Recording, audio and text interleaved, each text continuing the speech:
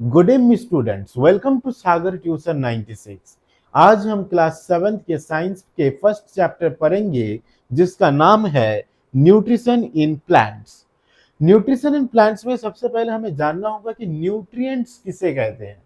Carbohydrate, fat, vitamin और minerals, इन सबको nutrients कहा जाता है जो फूड में प्रेजेंट होते हैं। अब आते हैं न्यूट्रिशन। न्यूट्रिशन का अर्थ होता है the mode of taking nutrients is called nutrition. जैसे कि क्या क्या ऑटोट्रॉफिक मोड ऑफ न्यूट्रिशन सबसे पहले आता है जिसके बारे में अभी हम पढ़ेंगे। इसमें ऑटो का मतलब होता है सेल्फ। ऑटो का मतलब क्या होता है? सेल्फ। अर्थात जो ऑर्गेनिजम्स खुद ही बना पाते हैं अपने खाने को, अपने खाना, उसे क्या कहते हैं? Autotrophic mode of nutrition. For example plants. Plants क्या होते हैं? प्लांट्स अपना फूड खुद ही बना लेते हैं by the process of photosynthesis. Photosynthesis is the process in which plant grows, and green plants take water and minerals from soil and sunlight, and with the help of sunlight and chlorophyll a chemical reactions or takes place, and in this way glucose form C6H12O6। अब क्या होता है कि हम यहाँ पे देखेंगे कि मान लीजिए ये है C6H12O6। ये क्या होता है कि फूड, इसी चीज को फूड कहा जाता है। किसके? ना प्लांट्स के। किसके फूड कहा जाता है? प्लांट्स के फूड कहा जाता है। और ये जो फूड बनता है ये एक केमिकल रिएक्शन है। अर्थात हम इसको फिर क्या, केमिकल रिएक्शन, इसे हम रिवर्स नहीं कर सकते। ठीक है। कि अब आगे पढ़ेंगे कि ऑटोट्रॉफिक मोड ऑफ न्यूट्रिशन तो हमें पता चल गया कि क्या होता है। अब हम पढ़ेंगे क्या ना, heterotrophic mode of nutrition. Heterotrophic mode of nutrition वो होता है, पहले लिख लेते हैं, heterotrophic. Heterotrophic mode of nutrition में क्या होता है कि ये जो ऑर्गेनिजम्स है ये अपना खाना खुद बना नहीं पाते। इन्हें क्या करना पड़ता है? डिपेंडेंट होना पड़ता है प्लांट्स जैसे चीजों पे या एनिमल्स। ये डायरेक्टली और इनडायरेक्टली क्या होता है? प्लांट्स और एनिमल्स पे डिपेंड करते हैं अपने मोड ऑफ न्यूट्रिशन लेने के लिए। फॉर एग्जाम्पल टाइगर,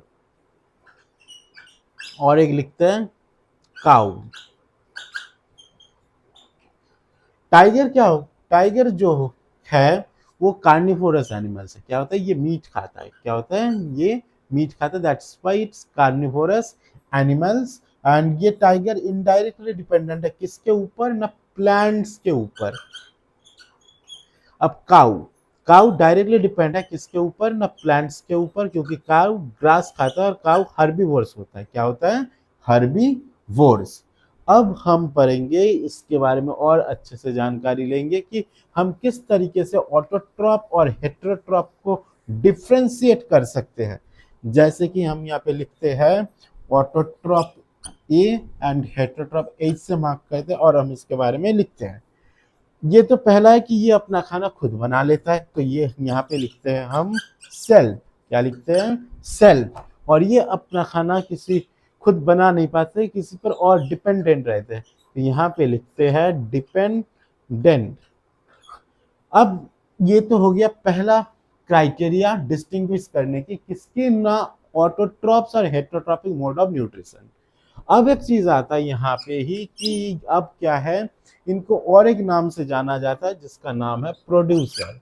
ये अपना खाना खुद प्रोड्यूस कर पाता है इसलिए इसे प्रोड्यूसर कहा गया है।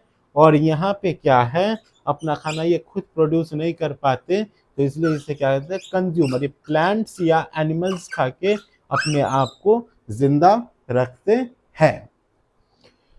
अब थर्ड किस्म तो बस एग्जाम्पल ही आता है, जैसे कि प्लांट्स और यहाँ पे आएगा एनिमल्स।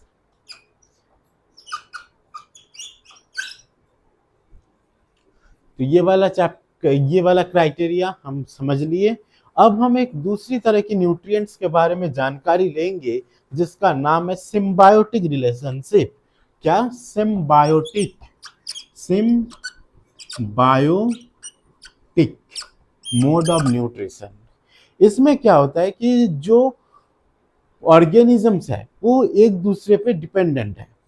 फॉर एग्जाम्पल, सिंपल एक एग्जाम्पल है क्या ना, ये एक दूसरे से डिपेंडेंट रहते। For example rhizobium bacteria, rhizobium bacteria, rhizobium bacteria वो होते हैं जो लेग्यूमिनस प्लांट्स के रूट्स में, नोड्यूल्स में मिलती है।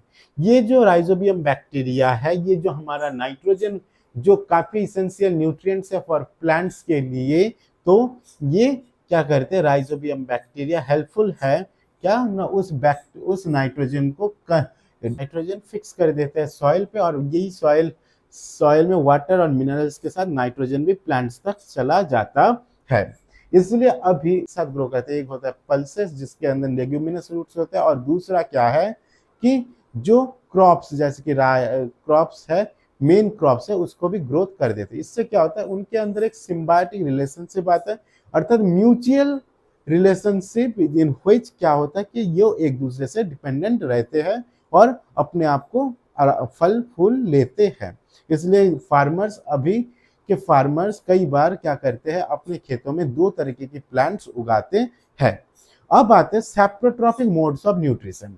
सेप्रोट्रॉपिक मोड ऑफ न्यूट्रिशन में क्या होता है, plants dead and decay organisms पे ग्रोथ करते हैं, जैसे कि मशरूम। राइजोबियम बैक्टीरिया भी हमने पढ़ लिया। तो आज का लेसन इतना ही। इस लेसन में हमने क्या क्या सीखा, ऑटोट्रॉपिक मोड ऑफ न्यूट्रिशन किसे कहते हैं, हेटेरोट्रॉपिक मोड ऑफ न्यूट्रिशन, और सिम्बायोटिक रिलेशनशिप, सैप्रोफाइट्स, ये सब हमने पढ़ा। आज के लिए इतना ही। Thank you.